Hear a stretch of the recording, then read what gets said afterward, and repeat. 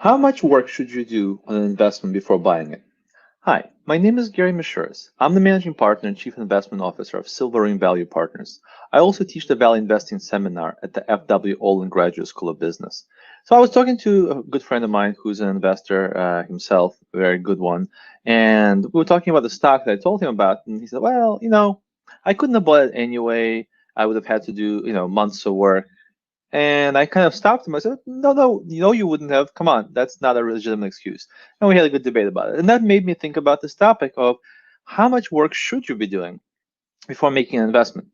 And I remember when I was early in my career as an equity research associate at Fidelity covering the specialty chemical industry, I remember going to one of the kind of grizzled veteran portfolio managers and asking them, well, like before I initiate coverage on any company, should I have a checklist? Should I, for instance, always visit a plant, right? And say, I will not, make a recommendation on this investment before I visit a plant of every company. Now, not every plant, but at least one plant. Or, what should be the minimum criteria, or not even the minimum, but the desirable criteria for the work that should go into making an investment decision? And I think that the answer, as it is to many things, is it depends, right?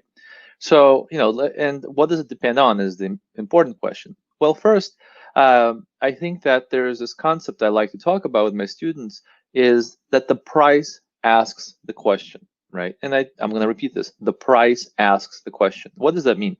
That means that the same security, take whatever, pick your company, pick your favorite company, and let's change the price at which it's currently trading in the market. Well, the set of questions you need to answer in order to make an intelligent investment decision is going to be very different. To give you a couple of extreme examples, let's pick your, I don't know, consumer staples company, solid, moderate growth business, well-known brands, whatever, right? And let's say it's trading at the 1 penny a share, and it has a quarterly dividend of, I don't know, 25 cents a share, right? Well, like what, at 1 penny a share for the stock, do you really need to do months of research? Probably not. The question then is this going to survive? Because really, at 1 penny a share, the stock market is telling you, well, you're not even going to live to see the next dividend payment with this company. So if you can get comfortable that they'll survive for one more quarter, that's all you need to know, right? Obviously, this is a contrived extreme example. It rarely, if ever, happens that way, but I'm just giving it to you for context. Let's take, a different price. Now, same company, let's say it's earning, I don't know, $2 a share. It has a quarterly dividend of 25 cents, so it's paying out $1 a year or half of its earnings. Let's say that it's trading at $1 a share, right? Again, we probably don't need to do months of work. Now, let's go to the other side. Let's say it's trading at $100 a share. Now it's trading at 50 times earnings. Now the stock is asking a very different question. It's asking, how fast will this company grow for many, many years? More specifically, it's already assuming a very high rate of growth. And for you to make that investment, you would have to convince yourself that there is a good chance that the rate of growth going forward is even higher than the market is implying in that 50 times earnings valuation. So there, you might need to do months of work before reaching a conclusion.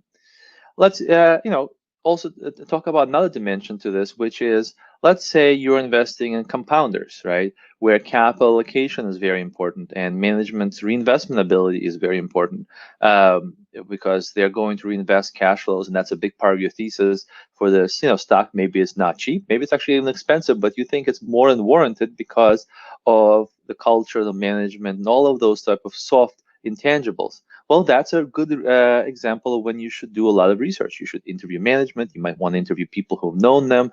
You might interview past employees, their competitors, and kind of do the Phil Fisher scuttlebutt research. On the other hand, let's say you're thinking about investing in a decent but not great business where management is basically going to pay out most of, or return most of its capital. And it's the question. Let's say it's a cyclical company, and let's say currently profits are really depressed because the industry or the economy is a cyclical low, and you're making the bet that this is temporary, and the market's implying in a low price that it's permanent, or a good portion of it's permanent. Well, again, let's assume you understand the industry, the basics of the industry. you need to do some work. I'm not suggesting you just go and buy it automatically, but months of work, I'm not so sure. I think you might not need to interview the CEO's every single second cousin there. You might want to read the proxy statement and understand the incentives, understand his or her past behavior with respect to how shareholder friendly they are, the capital allocations. Are they liable to do big dumb deals at expense of valuations, or are they liable to do their you know best honestly representing the long-term well-being of the owners of the company or the shareholders? Those are the things you definitely want to do, but that doesn't take months, right? So I think it depends. And I think a lot of times if you have a one-size-fits-all process where you have to do at least a month of work, otherwise your boss is going to think you're being flaky with your research, that's just not the right way to think about it. The right way to think about it is, what are the key questions for this specific situation? What's the stock discounting? And to come back to the story with my friend, this was a company which was, when I told him about it, was a 3 times free cash flow. This is 6 8 weeks ago. I told him, look, there's a special event, special situation being set up that you might want to do some work on, and this is a company at 3 times free cash flow that has a large component of its cash flow stream, at least revenue stream, essentially economically recurring, not contractually, but by the economics of the business. I'm not going to get into the specifics because it's not my goal to give, I don't want to give stock tips, or whatnot, or specific recommendations, but I'm talking about a situation that happened very recently. And, all you really need to decide is this recurring part of the business really as stable as it seems? Because if it is, then at 3 times free cash flow, a lot of the market's concerns are irrelevant. Maybe they are relevant to determine the magnitude of the upside. Meaning, is this business going to be worth 15 times earnings, 10 times earnings, 8 times earnings, 7 times earnings? But there's almost no scenario you can come up with where it's worth 3 times earnings or free cash flow. Essentially, in 3 years, you're going to get all your money back, right?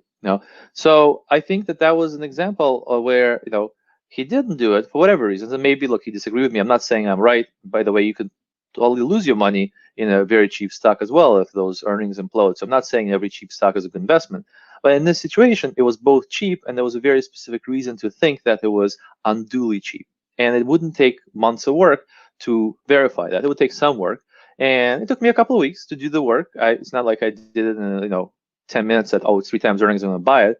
But it certainly, you had plenty of time to do the work, be prepared to act, and I did for the partnership. And so far, it's the stock has re-rated rather rapidly. I didn't expect it. I was kind of prepared to dig in for the long term, to hold it for several years, for the market to recognize that it's incorrect in its assumptions about the business. But I also sometimes you're pleasantly surprised and sometimes you're unpleasantly surprised. In this case, the stock has done really, really well in a short period of time because it was because of both management's capital allocation actions, and also because the business is actually growing right now, which is certainly not congruent with a valuation of 3 times earnings. Incidentally, it's still at 5 times earnings or 5.5 times earnings. So it's certainly far from over in my view, but it's certainly not as egregiously cheap as it was several weeks back.